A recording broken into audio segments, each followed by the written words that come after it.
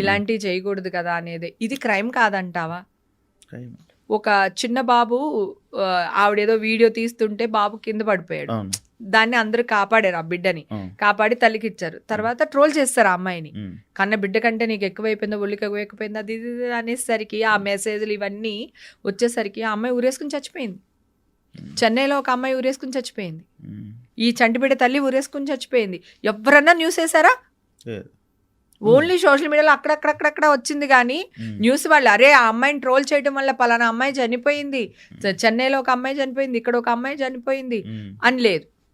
మళ్ళీ మీడియాలో వాళ్ళు క్వశ్చన్స్ అడుగుతారు. సుమా గురించి తెగ ఫీల్ అయిపోయారు. టిఫిన్లుగా తినండి అన్నందుకు తెగ ఫీల్ అయిపోయారు వీళ్ళు మాత్రం అన్నీ అడగొచ్చు. హీరో మొహమేనా అని అడగొచ్చు, లేకపోతే దాంట్లో బూత్ పెట్టారు కదా మరి ఈయన గారు, మరి ఆ బూతే ఎందుకు చూస్తున్నాడు ఈయన? ఇప్పుడు మామూలుగా సినిమా ఇంకా రిలీజ్ అవ్వాల, ఆ బూత్ ఉందో లేదో తెలియదు, కానీ ఇతను మాట్లాడడం వల్ల ప్రపంచం అందరికీ ఆ సినిమాలో ఒక బూత్ పెట్టారు, ఆ బూత్ ఏంటి అని ఊరందరికీ తెలిసింది వీళ్ళ వల్ల. ఓకేనా? సో ఎవరెవరైతే మాట్లాడుతున్నారో, ఎవరెవరైతే ఏ క్వశ్చన్స్ అడుగుతున్నారో, ముందు ఇదే క్వశ్చన్ మీ అమ్మని అడుగుతారా, లేదా మీ ఇంట్లో మీ నాన్నగారిని అడుగుతారా? నేను ఇక్కడ జెండర్ సంబంధం లేదు, ఆడమగా ఇప్పుడు లేదు, ఇద్దరు సమానమే. ఇద్దరు సమానమే. మీరు అడిగే క్వశ్చన్స్ ఎలా ఉండాలి? మీడియా ఎందుకు ఇంత కింద పడిపోతుందో నాకు అర్థం కావట్లేదు. ఎలా ఎక్కడ స్టాప్ చేయగలుగుతాం? ప్రతిదీ నేను నోరేసుకుని పడితే కాంట్రవర్సీలు అంటారు. నేను కాంట్రవర్సీలు చెయ్యట్లా, మీరు కాంట్రవర్సీలు చేస్తే నేను అది కాదురా బాబు, ఇది ఇలా జరిగిందిరా బాబు అని చెప్తున్నా. ఫస్ట్ నుంచి ఏ విషయమైనా సరే. శ్రీరెడ్డిని కూడా చూడండి, కూర్చోబెట్టారు ఛానల్లో, రైట్? ఆవిడని మాట్లాడిచ్చారు, అందరినీ తిట్టిపిచ్చారు, అయిపోయింది. ఒక రోజు ఆ అమ్మాయి అనౌన్స్ చేసింది నేను వచ్చి ఇక్కడ న్యూడ్గా కూర్చుంటాను అని. ఒక ఛానల్ వాడు, ప్రముఖ ఛానల్, అది కూడా పెద్ద ఛానల్ వాడే, వెళ్ళి ఇలా పెట్టి ఆ అమ్మాయి ఇలా కూర్చుంది, ఇట్లా ఈ కొంచెం డ్రెస్ కొంచెం తీసి ఇట్లా కూర్చుంటే ఇట్లా పెట్టి తీస్తున్నాడు. అన్నం తింటున్నాడా గడ్డి తింటున్నాడా వాడు నాకు అర్థం కాదు. ఏ అమ్మాయి గమ్మునుండు, ఎందుకు తీస్తున్నావు అని లేదు. ఆ అమ్మాయి కారు దిగింది చక్కగా, నా అమ్మాయి పక్కన ఒక అమ్మాయి ఉంది, బ్యాగ్ ఇచ్చింది, ఒక్కొక్కటి తీస్తుంది, వీడు షూట్ చేస్తున్నాడు. మనిషి వాడు అసలు. అదే ఆ ప్లేస్లో నీకు సంబంధించిన అమ్మాయి ఉండుంటే నువ్వు ఇట్లానే వీడియో తీస్తావా? నేనుండుంటే పాపం శ్రీరెడ్డిని కూడా ఒడుగొట్టి ఎందుకే నువ్వు ఇలా చేస్తున్నావు, మూసుకో రా, నువ్వు అక్కడికి వెళ్ళే బదులు ఇక్కడికే వచ్చి న్యాయపోరాటం చేసి ఉండాల్సింది. మీడియాలో కూర్చుని ఎవరు ఎక్కమన్నారు నిన్ను? ఇక్కడే కూర్చుని వీళ్ళందరి ముందు, ఇప్పుడు ప్రొడ్యూసర్లు వీళ్ళందరి ముందు కూర్చుని ఇక్కడ ధర్నా చేయాల్సింది కదా. నువ్వు అక్కడికి వెళ్ళి వాళ్ళు ఇలాంటి వాళ్ళు వీళ్ళు ఇలాంటి వాళ్ళు అంటాం ఎందుకు అని చెప్పి నేను ఆ అమ్మాయిని వేసుకున్నాను. నేను ఉండుంటే 2 పీకి ముందు బట్టలు వేసేదాన్ని ఆ అమ్మాయికి, వీడియో షూట్ చేసేదాన్ని కాదు. మరి మీడియా వాళ్ళు ఎందుకు వీడియో షూట్ చేశారు? మనుషులేనా అసలు? అంటే ఒక్కటి కాదు, ఇవన్నీ తెలుసుకునే నేను మీడియాకు దూరంగా ఉన్నాను. ఈ న్యూస్ వచ్చే వరకు అసలు నేను మీడియానోలే లేదు. 4 సంవత్సరాలు నేను దూరంగా ఉన్నా, హాయిగా ఉన్నా. మీ అందరికీ తెలుసు కదా, మీతో వచ్చేదాన్ని, సరదాగా చిల్లయ్యేదాన్ని, మన అందరం బర్త్డే పార్టీలకి అట్లకి కలిసేవాళ్ళం కదా, చక్కగా కలుసుకునే వాళ్ళం, మాట్లాడుకునే వాళ్ళం, శుభ్రంగా తినేవాళ్ళం. మళ్ళీ ఆశ వీళ్ళందరూ చేపల పులుసు పంపించక్క అంటే మీరు ఇక్కడ ఉన్నారు, వాళ్ళ ఇంట్లో ఎన్నిసార్లు నేను ఫుడ్ వండి పంపించలేదు వాళ్ళందరికీ, ఇళ్లలో కూర్చుని. అది భయమేస్తుంది. అందుకే ఈషాని నేను మీడియాకి కనపడకుండా దాచుకుంటున్నాను. ఒక రేపిస్ట్కి కనపడకుండా దాచుకున్నామంటారు కదా, వీడికి కనపడకుండా, అలాగా మీడియాకి కనపడకుండా నా బిడ్డని దగ్గర దాచుకుంటున్నాను. ఏమో నా బిడ్డ రేపొద్దున ఎక్కడికైనా వెళ్ళొచ్చు, ఏ క్లబ్కి వెళ్ళొచ్చు, లేదా ఇంకో చోటుకి వెళ్ళొచ్చు, అక్కడ ఏదో జరుగుండొచ్చు, హేమా కూతురు అని వేసేస్తారు. తక్కువ కనిపిస్తుంది. అంటే నాకు భయం, నా కూతురు ఫేస్ పబ్లిక్గా తెలియకూడదని. నేను తను వెళ్ళిన చోటు కూడా నేను నా కూతురని చెప్పనివ్వను. తను ఎక్కడికైనా వెళ్తే నార్మల్ అమ్మాయి వెళ్ళొచ్చినట్టే వస్తుంది, ఒక సెలబ్రిటీ కూతురు వెళ్ళినట్టు రాదు. అంతే, వాళ్ళ ఫ్రెండ్స్తో తను వెళ్తుంది, సైలెంట్గా వచ్చేస్తుంది. అది గుడికి కూడా అంతే. ఎక్కడన్నా అంటే తిరుపతి లాంటి గుడికి, ఏదైనా ఇంపార్టెంట్, కాశీ వెళ్తున్నామా అలాంటి గుడికి నేను నాతో తీసుకెళ్తా. లేకపోతే 90% గుడికి కూడా నాతో పాటు తీసుకురాను పాపని. అంతే, లేకపోతే నేను అసలు తీసుకురాను, తనే వెళ్ళిపోతుంది వాళ్ళ ఫ్రెండ్స్తో గుడికి. అన్ని ఏర్పాటు చేస్తాను. ఆ గుళ్ళో వాళ్ళకి కూడా నా కూతురు వస్తుందని తెలియదు, మా ఫ్రెండ్ పిల్లలు అందరూ వస్తున్నారండి కొంచెం చూసుకోండి.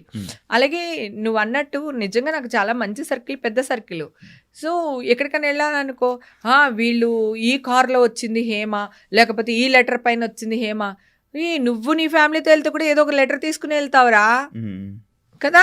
అవును, నువ్వు పెద్ద తోపేం కాదు, నువ్వు కూడా ఎవరో ఒకరు రికమెండేషన్ తీసుకుని వెళ్ళాల్సిందే. ఒక పెద్ద టెంపుల్కి వెళ్ళినప్పుడో లేదంటే ఇంకెక్కడికన్నా వెళ్ళినప్పుడు, ఇంపార్టెంట్ డేస్ లో వెళ్ళినప్పుడు అవును, అవును. కంపల్సరీ నాకు బాలయ్య బాబు లెటర్ ఇచ్చారు. మా అమ్మగారిని వైకుంఠ అవును. ఏకాదశి తీసుకెళ్ళాలి బాబు, ఉమ్, నువ్వు ఒక్కడవే ఇవ్వగలవంట, మిగతా నాకు అంత పెద్ద పర్సనాలిటీస్ ఎవరు తెలీదు అంటే బాలయ్య బాబు లెటర్ ఇస్తే మా అమ్మని తీసుకుని వెళ్ళా.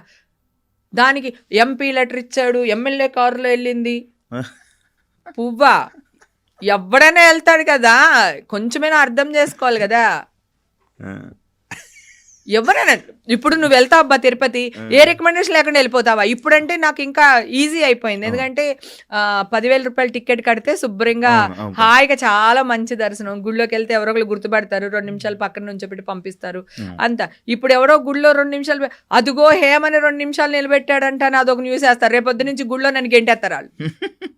అంతే కదా నాన్న. నువ్వు ఇలా న్యూస్ వేయటం వల్ల నాకు కనకదుర్గమ్మ వారి గుడికి వెళ్ళాను, సో వేరే వాళ్ళ ఫ్యామిలీతో పాటు వాళ్ళ కారులో వెళ్ళాను. హేమ ఈ కారులో వచ్చింది, హేమ ఈ కారులో వచ్చిందని వేస్తున్నారు న్యూస్.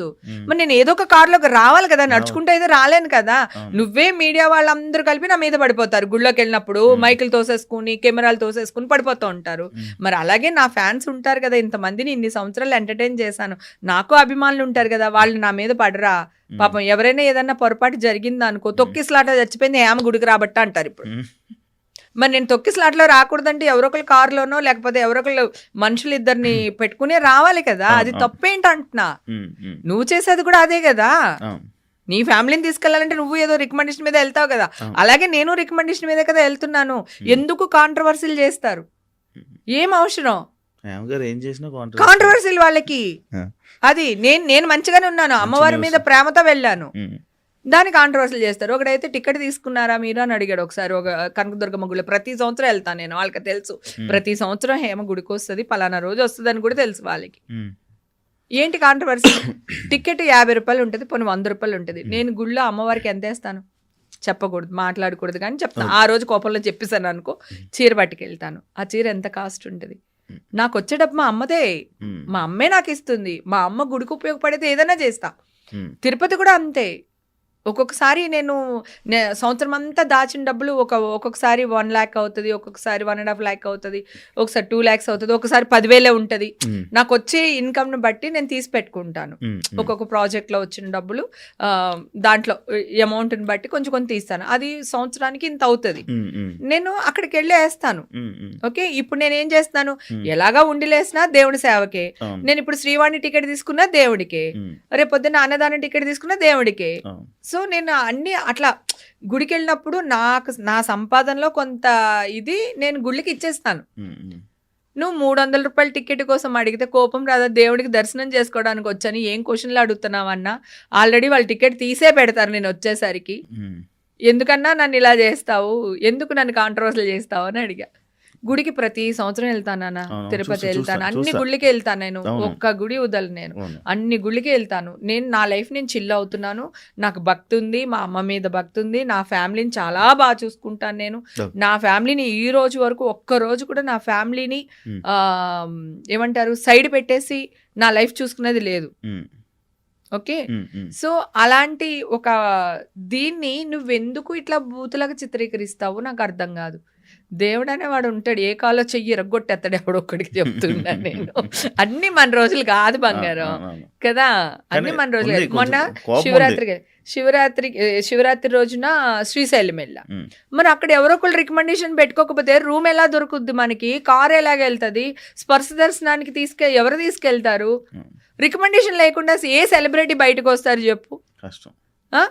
కదా, ఇది మీ అందరికి తెలిసిందే కదా. నేను కాదు, మీరన్నా వెళ్ళాలంటే ఒక ఎమ్మెల్యే లెటర్, ఎంపీ లెటర్ మీరైనా పెట్టుకుని వెళ్ళాలిగా, ఏ సోషల్ మీడియా వాడైనా సరే, ఏ మీడియా వాళ్ళన్నా సరే కదా. ఇప్పుడు నువ్వు వెళ్ళాలంటే ప్రాబ్లం ఉండకపోవచ్చు, మొత్తం నీ ఫ్యామిలీని తీసుకెళ్లాలంటే ఏదో ఒక లెటర్ ఉండాలి కదా. సో మీరైతే వాడుకోవచ్చు, మేం చేస్తే కాంట్రవర్సీలు చేస్తారు. మళ్ళీ అదే న్యూస్ ని వాళ్ళు అక్కడ హేమ ఎప్పుడొచ్చినా ఒక బాంబు పేల్చి వెళ్తుంది అంట. నేను కాదురా పేల్చేది, మీరు పేలుస్తున్నారు, నేను మంచిగానే ఉన్నాను, నాతో మీరు ఆడుకుంటున్నారు, వద్దురా మీకు దండం పెడతాను ఆడుకోవద్దురా అని చెప్తుంటే అదిగో చేయి పెట్టి కొట్టేసింది మా హేమ అంటున్నారు. నేను 2 చేతుల్లో దండం పెడితే ఇలా పెట్టే లోపల అదిగో చెయ్యెత్తేసింది మా మీద అంటున్నారు వాళ్ళు. నేను ఇలా అనే లోపలనే వాళ్ళు కవర్ చేసేస్తున్నారు చూసి, ఇలా ఇంత దాకా రానివ్వట్లేదు.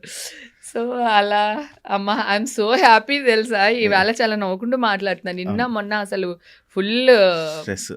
చాలా అంటే మదర్ది అవును. పెద్ద న్యూస్ అయిపోయింది చాలా, కదా చాలా, నాకు. అవును. నేను చూసా. అట్లా దానివల్ల ఉమ్, సో ఇలాంటివన్నీ జరుగుతుండే. అంటే సెలబ్రిటీ అంటే నీ ఇష్టమా? ఉమ్, నేను చాలా అదే. సార్లు అంటాను, నీ ఇష్టమా, నువ్వు నా మీద ఏదైనా వేసుకుంటావు, నా బిడ్డ మీద, నా బిడ్డను వాడేసి, నన్ను వాడేసి, మా ఆయన్ని వాడేసి, మా అమ్మని లాగేసి.